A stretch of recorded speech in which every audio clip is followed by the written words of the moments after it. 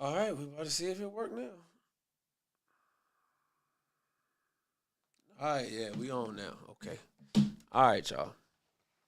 So, welcome to Shifting the Culture podcast. I'm your host, Brother King Cam, and this is where we speak truth to power, elevate the people, and challenge the narrative. And I want to just discuss and talk quickly about Marlon Wayans and 50 Cent. Marlon Wayans and 50 Cent. So, listen, I need everybody to make sure that they tap that like button. Facebook, I need you to make sure you tap that like button, and YouTube, hit that subscribe button, smash that subscribe button and that like button so you can stay notified each and every time that we drop a video. Y'all know we're gonna be in the comment section heavy tonight. We're gonna be in the comment section heavy. Peace to the God. What's going on, brother Nathan? What's going on with you, brother? I appreciate you tuning in. Let's make sure that we like and share. Let's get this out to as many people as possible. I'm gonna make sure I do that right now myself before we jump into this conversation real quick. Damn. Okay, bam. That's what we was trying to do. I had been going live, but it wasn't sharing nothing. It wasn't popping up or nothing like that. So I had to disconnect all of the destinations, all of the social medias. I had to disconnect all of them and then reconnect them for it to pop up. So we should be straight now. This what am I looking for? Boom. I want to share this. Okay, I don't know what the heck I just did, but that wasn't what I wanted to do.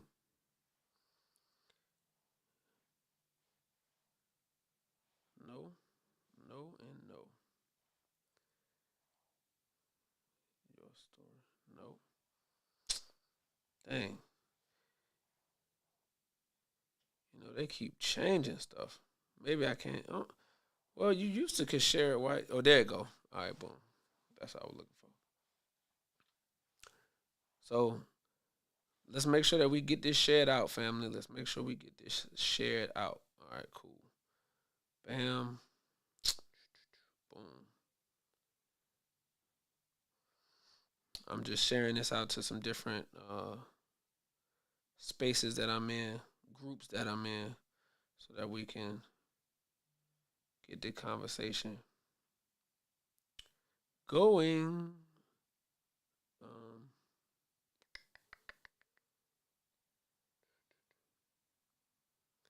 Let me know what city and state you tuning in from. Hit the comment section. Let me know what city, what state are you tuning in from. All right. I think I shared it to all the groups I could share it to. All right, cool. So, brother Nathan said it's been a long time. Man, we shoot a lot of stuff in studio now. We shoot a lot of stuff in studio now, brother Nathan. So I definitely got to get back on the virtual lives, but I shoot a lot of stuff in studio. So if you are on the YouTube page and even on Facebook, you'll catch a lot of the clips, but a lot of the full episodes are up on YouTube. All right, up on YouTube. But we wanna get into this conversation, and a lot of people have been seeing the back and forth between Marlon Wayans and 50 Cent. And the reason that they even are going at it, because some people may be asking, well, what they going back and forth about? Well, recently, the 50 is an executive producer of a docu series that's aired on Netflix about Diddy. So that just hit, and everybody's been watching it, giving their opinions, giving their responses to it, giving their thoughts and perspective on it. So Marlon Wayans did the same thing. Somebody asked him about what he thought about the documentary, and he gave his opinion. He gave his opinion. So let me pull up Marlon's words, and then we can go from there. Here we go. So check this out. This is Marlon Wayans' words as he speaks on the documentary. We ain't baby all close. Nah, you stupid. But yo, look, Puff is Nah. You working with I've known Pac? Puff for 30 years. You saw Big before he passed? Yeah. Bro, so you're close. And Jack, what were you saying? In the documentary, there was insinuations of, that Diddy possibly had something to do with both Tupac and Biggie. And, Who's telling the story, right? You can skew People very close to the situation. but you can create any narrative as a producer and as a director and as a storyteller. I can create a narrative. I could be like, you know what? You have? I could create a narrative. Well, I we could be see it all the time on reality shows. Reality that's shows. right. Yeah, That's how they create and write a narrative. character. It doesn't mean it's true. It doesn't mean it's true. I can get interviews. I can do this. We ain't baby all close. Nah, you stupid. But yo, look, Puff is I can get footage, and I could make you think this about that person. Nah, for sure, yeah. And that doesn't necessarily mean it's true. So for me, I think, look, 50 and Puff have a long-term beef. It's personal. It's Well, people are saying 50's wrong for doing it, but 50's right for doing it. It's divided. It's between him and Puff. And before it's between him and Puff, it's between both of them and God. Just the way Puff is down on his luck and 50's kicking a man when he's down. God is going to... If 50 ever luck turn up on 50, that you got to be careful what you put out. There's a karma to every action that you do. I can get footage, and I could... So the last two slides are 50 and Marlon Wayans going back and forth at each other, right? So I'm gonna see if I can show it to y'all. There you can see. So you can see right here, this is what 50 posted on his social media. This is what he posted about Marlon Wayans and the white chicks. Y'all know what that is. That's white chicks. And then, and 50 said, "Keep my name out your mouth, boy." Now 50 is the master troller, right? So then Marlon Wayans responded with this, 12 Years a Slave with 50. And he said, now let's think about this, 50. So they've been going back and forth about this.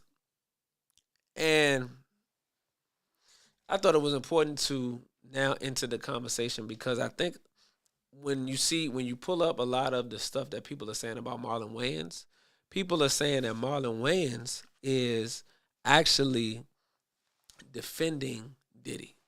And what I want to say about that is just because you have questions about anything that's going on doesn't mean that you're defending. So two things can be right at the same time. Like, everybody's in agreement that Diddy's wrong. He's guilty of a lot of the things that he's been accused of. So nobody's defending that. What I want to say that Marlon Wayans may be looking at, right, is Marlon Wayans may be saying, hey, he's looking at it from a character standpoint. He's looking at it from a moral standpoint. He's looking at it from a perspective of the man has already been to trial, video already been put out on him, documentary out on him. Now, on top of that, like, that's just adding more fuel to the fire. He's been sentenced to prison time. So it's not really much more that you got to add to the situation. That's what Marlon Wayans is saying. There's nothing else that really need to be added to the situation. He's saying this about the documentary. 50 is going out of his way. This is what Marlon feels and believes. 50 is going out of his way to kick a man while he's down. Now, I don't agree with kicking nobody while they down either. I'm with Marlon Wayans on that one. I'm just not in the mindset of piling on. It doesn't matter what they did. There's no need to continue to pile on. And when I say I'm talking about my people. I'm talking about my people. Yes, I am biased when it comes to my people. Sorry. To a certain degree. I do have a bias. I don't like to see black men being down. I don't like to see us acting other than ourselves, right? So obviously I don't like to see black men committing crimes. I don't like them seeing them abusing women. I don't like them abusing anybody. I don't like to see black men. You shouldn't be doing that stuff. So part of my platform is I use the platform so that we can work to change the condition of our people and change the consciousness, specifically dealing with black men. Why? Because the Honorable Minister Louis Farrakhan said and teaches us that if you're going to build a civilization, you first must make a man. If you're going to build a people, you must first make a man. God does this each and every time he raises up a messenger amongst a people who have gone off the path of God. The first thing he does is he makes a man, and he makes that man to be his messenger, to be his warner, to be his vicegerent amongst the people. So the first thing you do when you are in the resurrecting business, in the resurrection of a people, then the first thing you have to do is make a man. So the man is so important to the resurrection of a people. That's why I look to do a lot of the work with the brothers. Okay? This is why the brothers have to be worked with. Because we're trying to raise our people from the dead. And in order to be successful at that, you first must make a man. So we got to clean up our behavior. We keep throwing the word accountability around, which I'm in agreement with us being accountable. And our accountability, we have to go ahead and clean ourselves up. We got to stop acting crazy out here. So now that we're in agreement about that, I still don't like to see a black man being torn down. So Marlon Wayans is in the same lane with me on that particular point. He like, yo, Fifth, it's no need for you to even touch this. We know, everybody know what Puff has allegedly been guilty of. All of that has caught up to Puff and really should have been spoken out on a long time ago, especially if you witnessed certain things, especially if you was a part of certain things and you knew it wasn't right. You should have said something a long time ago. There's no excuse. There's no excuse to allow wrongdoing to continue to happen. I don't care nothing about no job. I don't care nothing about no career, no industry. I don't care nothing about none of that. If you see wrong things happening, criminal things happening, all of that kind of stuff, then it's your duty to say something. Especially as a man. There's too many men that was around this other man and just allowing him to do what he wanted to do. As a man, you got to stand on that business. All right?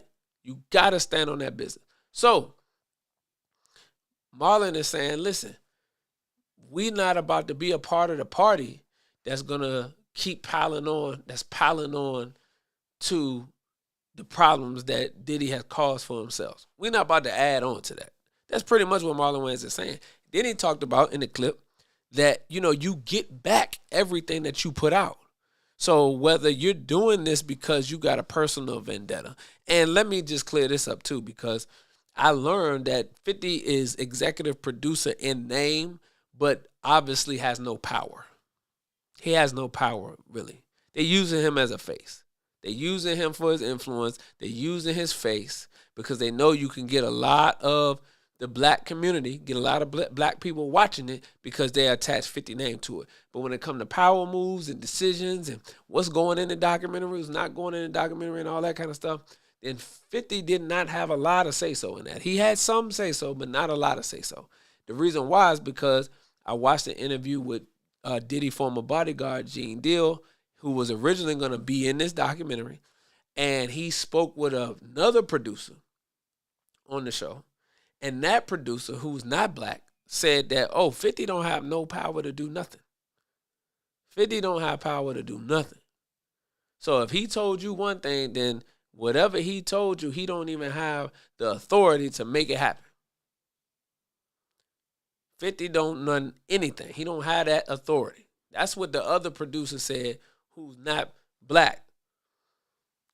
What she said about Fifth, which is again, which is normally how these things go. When you see these things and they put a high profile black name on it, they really doing that to showcase and to use and leverage you as a tool, that person, to be able to bring in the desired audience. Because if they had some other executive producer on there, it wouldn't have got the same effect.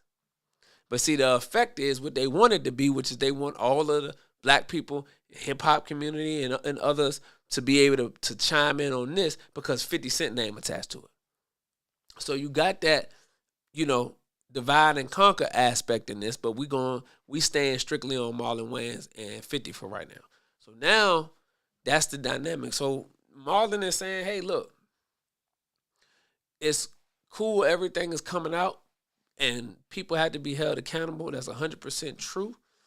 But there's a way that you go about it, and you're not going about it in a real professional way, and you're not really going about it in a way that can help you out on the karma side. That's Marlon Wayans' position on this. You feel me? And I don't have no problem with his issue that he took up with 50 Cent on this. I don't agree with the brothers arguing in public about this because it's just not a good look. Again, it's not a good look because when you know the ones who really have the power, then it becomes a bad look because they looking at us as if we haven't figured out who really doing this. They put 50 in position to do what he's doing. Marlon says what he says, and now it creates an atmosphere. We take debate and create an atmosphere that's now centering these two men who really don't have authority or power as to what's going on with that documentary at all. At the end of the day, 50 Cent had no power to stop the documentary from coming out, nor did he have power to stop the documentary from even being created. And I did not like 50 involvement in this. So I'm with Marlon Wayans on this 100%. Because I didn't like 50 involvement on this, but the reason why is because of what I just mentioned earlier. I know they was using 50 for just face value. Huh? I knew they was just using 50 for face value. I already knew that. And then Gene Deal confirmed it once he said he had the conversation with the other producer and they was having some money negotiations. They was having money negotiations because 50 had told him they would be getting paid one thing. This lady told Gene another thing. And when he brought up the fact that he had spoke to 50 about it, she said, oh, well, you spoke to 50. He don't have no authority to make nothing happen. So ain't no point of you even speaking to 50. That's when I knew. I said, that's what solidified it and sealed the deal. I said, yeah, they just using 50 as a face to get us in the black community interested in this particular project. Because there was, people were saying, it was like, a couple of other documentaries that had came out, quote unquote documentaries that came out on Tubi and stuff like that, but they was like poorly produced, trash. It wasn't nothing new, no new information, none of that stuff. So, but that's my whole thing. We have to look at this. And what I encourage everybody to do is this is not about throw defending Diddy out of the language, out of the lexicon, because nobody's doing that unless you his mother or somebody maybe. But other than that, nobody's defending him. However, people can look at the information and have issues with the information and not draw the same conclusion.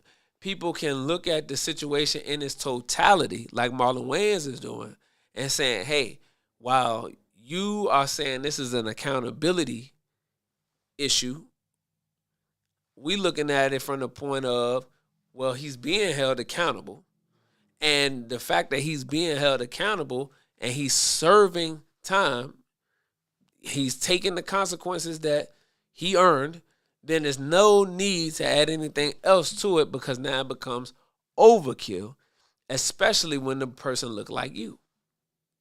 It's just overkill because to a lot of people, point 50 he can't wag his finger at Puff for what Puff was doing because 50 had his own issues.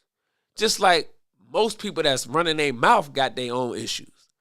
It's just haven't come out yet, or you haven't had nobody put a documentary out on you yet.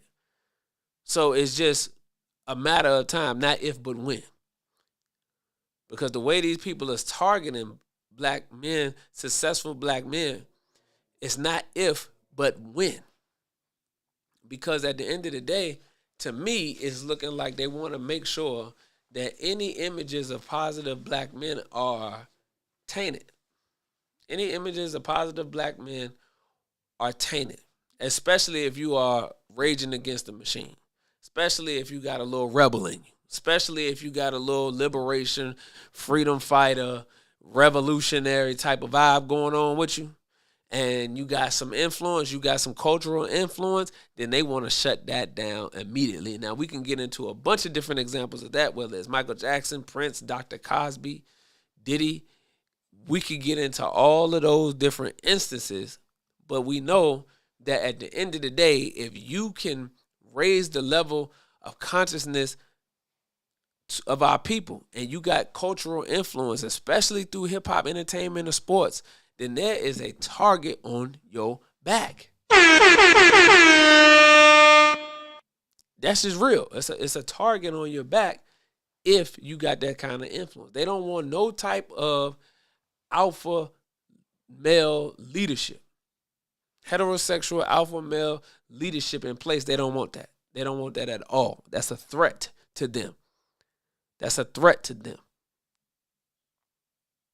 Anybody that has the ability to electrify and unify the masses that could look like a black messiah. See, the black messiah is an alpha heterosexual male, black male. That's who the black messiah is. Heterosexual alpha black male. They don't want that to happen. They don't want that rising up out of black people. So they snuffing out anybody who may even look like that. That may be the case. Listen to what I'm saying. They snuffing out anybody that even look like that could be the case. So, with that being said, we got to make sure that we watching all of the hands that's being dealt, all of the hands that's being played. We got to make sure we watching them all. That's all I'm saying. Again, nobody's defending Diddy. You get that out of the lexicon. I don't know nobody who defended that man for the things that he's done. And I don't know nobody that has defended him. But that don't mean that you don't have issues with the way the information is presented. You don't have issues with certain things. Like, he can be guilty of some things and innocent of other things. Diddy did everything that they said he did. I don't believe he did everything that they said he did. He did a lot of it, but he didn't do everything. So you can have disagreements there, right? And again, if you see me, I try to humanize everybody. I like to try to humanize everybody. And being a part and being human doesn't mean that you don't make mistakes. Part of being human is that you make mistakes. So if you are a human, you're going to make mistakes. So that means you're not perfect, which means you're going to do stupid things. You're going to do things that are not so good. You're going to lie. You're going to, mishandle people, mistreat people. You're going to do all those things. As a human being, you're going to do those things. So when people do those things, I try to look at the humanity in that person and the intention and overall what that person stood for. Yeah, just like they doing my son. Right? My son is appointed to the team, to the mayor of New York's team, right? And transition team. And then now they start bringing up all of this old stuff about my son, bring up his past, and label my son to be some type of criminal, even though that man hasn't been involved in any criminal activities for 15, 20 years. He ain't been involved in no daggone criminal activities. And they're going to bring that up because now he's a part of the mayor's transition team. See, but my son represents represents that alpha heterosexual male freedom fighter liberation energy I was just talking about. My son represents that. So they don't want that at the forefront. No mayor of New York. New York is a powerful city. They don't want you on the mayor's transition team with that type of energy. The type of energy that my son puts out. Remember, my son is a walking campaign for canceling coward culture, right? He's an advocate for stopping violence against black men specifically in our community, but and a lot of crime that we commit against one another. He's an advocate against that. He calls it coward culture. When you go out here and you killing your own people under gangs and over street beefs and all that kind of stuff, man, coward culture. My son is a big advocate for that. He talks out about that all the time, especially being a hip hop artist himself. He really be getting to these rappers about it. You see what I'm saying? But that's that Black Messiah energy. They don't want nobody to use their influence to be able to influence any other people to get up behind that movement. That's how important and crucial the black man is to the liberation of black people. They don't want nobody to take that Black Messiah energy and get any momentum, because when you do that, you start manufacturing more Louis Farrakhan's, more Martin Luther King's, more Malcolm X's, more Dr. Khaled. See, all of them come out of Black Messiah energy. They come out of that Black Messiah energy. From the Black Messiah, the most honorable Elijah Muhammad. So he was manufacturing little Black Messiahs. But it's that energy that they don't want to have, because they think that because they snuffed out Malcolm and snuffed out Khaled and snuffed out MLK and snuffed out other freedom fighters that we had, and they attempted to snuff out the minister, and they think that the minister being silenced on and banned on social media and all the things that they've done to the minister, they made him essentially irrelevant, but they really want to snuff him out. They want to make sure he's the last of that energy. But you got brothers like my son. You got influential people in hip hop and entertainment, influential people in sports who have been touched and impacted and affected by that Black Messiah energy, by the Farrakhan factor. Let's just call it what it is. Now, anytime those people connect with other people and start to build up the momentum, like Kyrie Irving, build up that momentum for that Black Messiah energy, they got to stop it, and they got to stop it quick. Real talk. It's real. You know? So that's the thing. That's what we got. That's what's going on, Brother Nathan. That's what's going on. So that energy, they don't like that energy. And they're going to try to stop that energy. So they use media, which is one of their biggest tools to snuff out and stop that energy.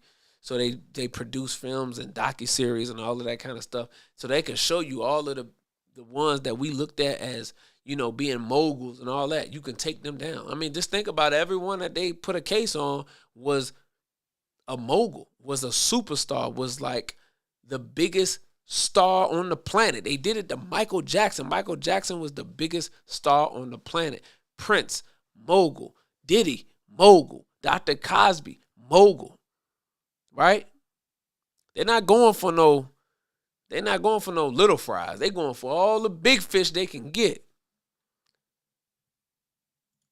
so that they can have example after example. It's a technique that they've been using since slavery. They're going to take the biggest, baddest, toughest Negro on the plantation, and they're going to make an example out of them, and then put them on display so that other Negroes don't get no ideas. And say, well, this is what we did to the best of you, so the rest of you don't get no ideas. That's it. So, you know, if you on the more of the 50 Cent perspective of this, and it's about accountability for you, that's a beautiful thing. But you don't allow yourself to be used as a tool and a weapon against your people. If you want to hold somebody accountable, you do that. But you don't need to go through major media platforms like Netflix to call yourself holding somebody accountable.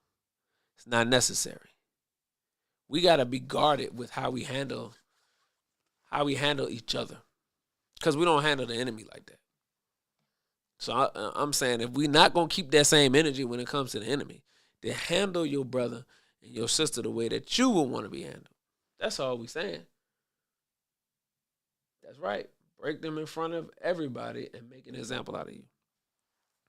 Now, when we transition, let's transition real quick over into the brother from Michigan, the former Michigan head coach, because I thought that story was interesting. Ain't really much to say about it. You know, people say, well, what you gonna say?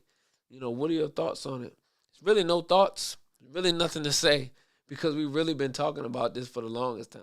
You know, we done told the brothers. Dr. Umar always telling the brother, you stay away from these damn white women. But here we go again with another brother who done lost everything he done worked for behind some damn Karen.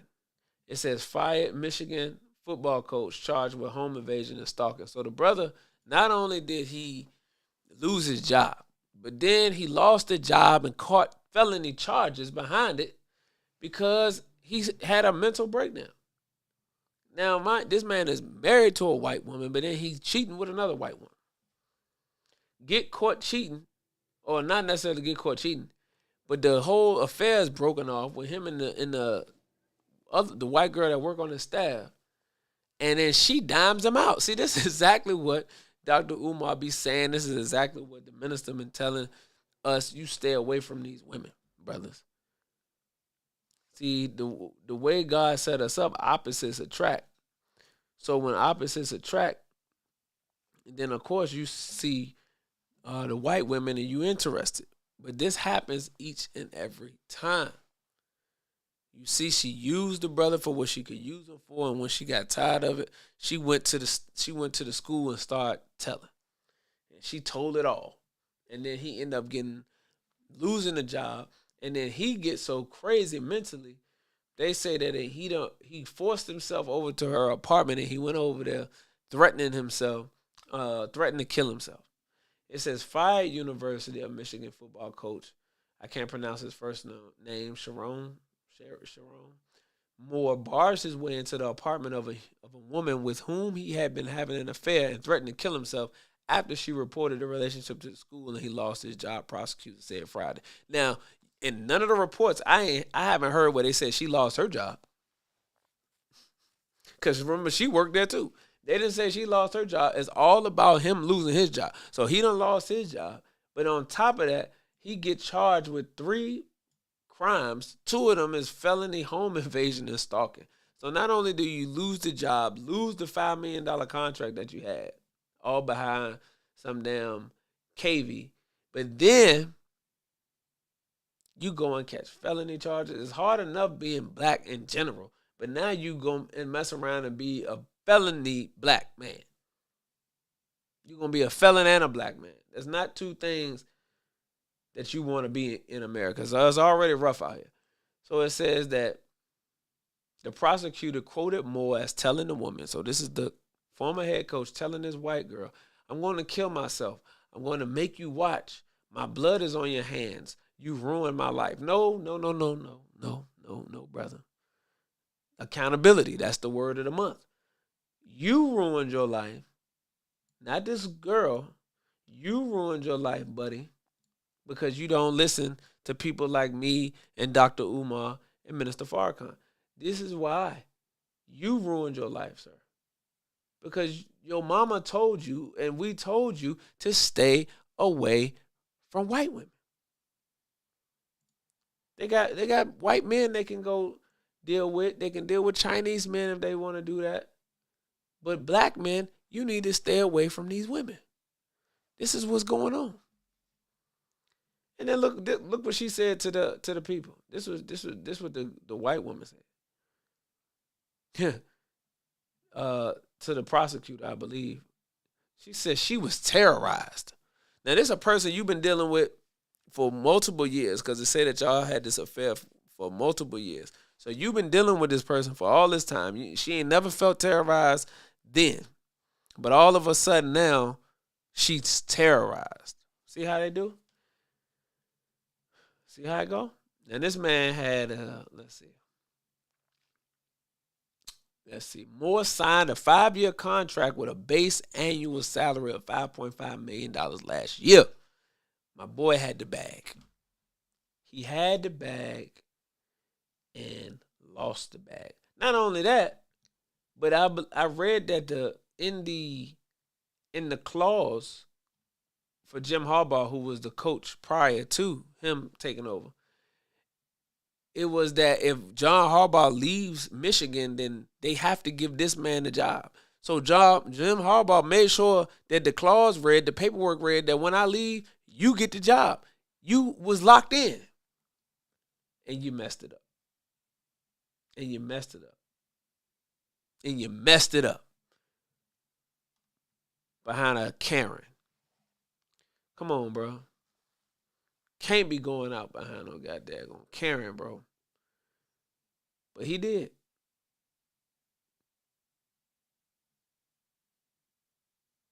He did. So he done lost the $5.5 million bag. All because Becky and them. And Becky good. Like I said, you ain't hear nothing about her losing her job. If Becky did lose her job, trust and believe she can go to another school, get another job from another coach quick. And it'd probably be some brother who give her another job, give her another opportunity. Because we so stupid.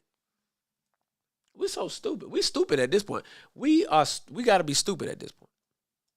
We can't say that we don't know. It's been too many examples. After what happened with Shannon Sharp, I don't know how this brother allowed this to happen.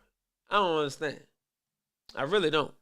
Because Shannon should have told y'all. Shannon should have been on the phone with all of the brothers, letting y'all know what's up.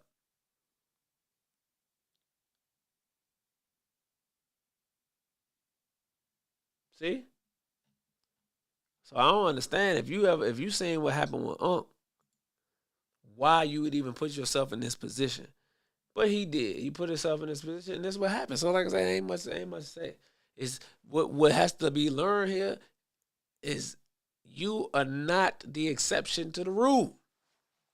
I don't know why these brothers keep thinking that there's rules and then they are the exception. There's rules and then they are the exception. No, sir, that's not it. There is not in the white supremacy playbook with the rules. You are never the exception.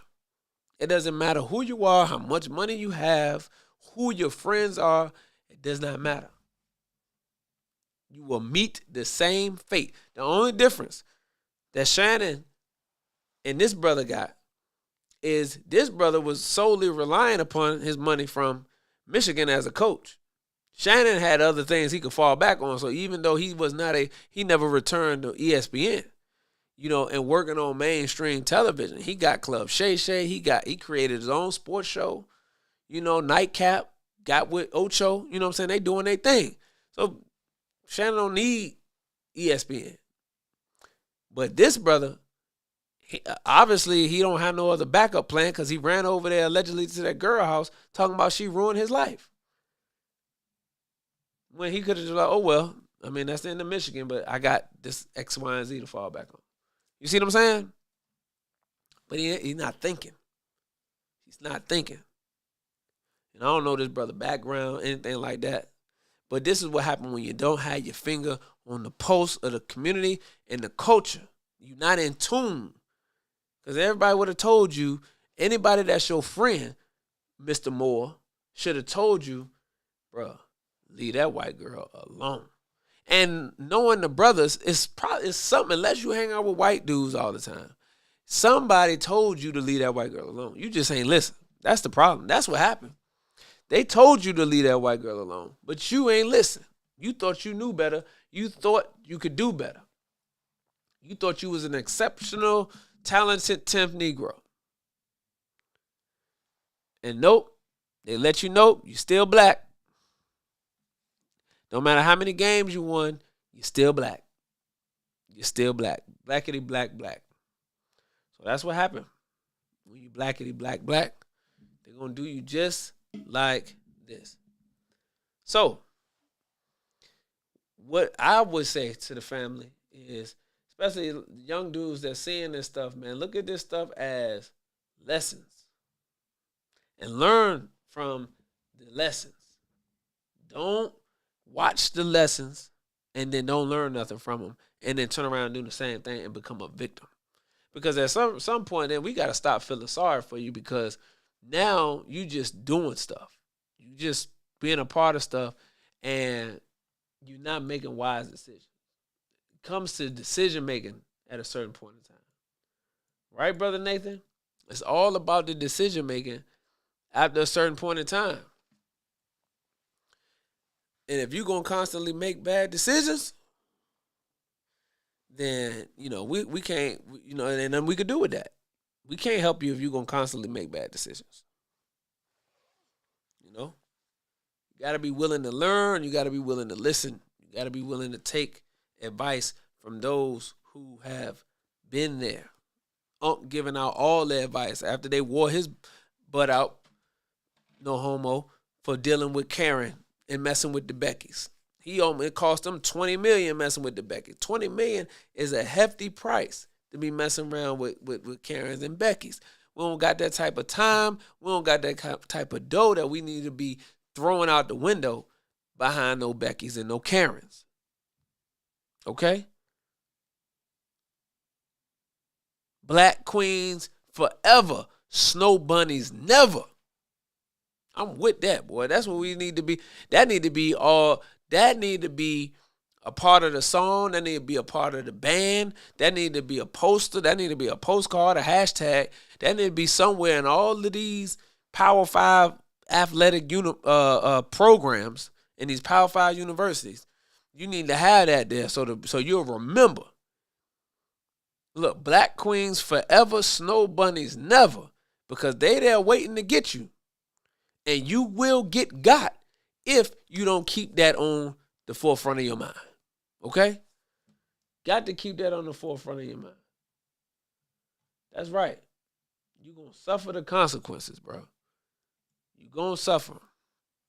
So, but that's all I had for tonight, family. Just wanted to come in, tap in with that. Man, we got an episode that's dropping this upcoming Friday on Shifting the Culture podcast. You don't want to miss that.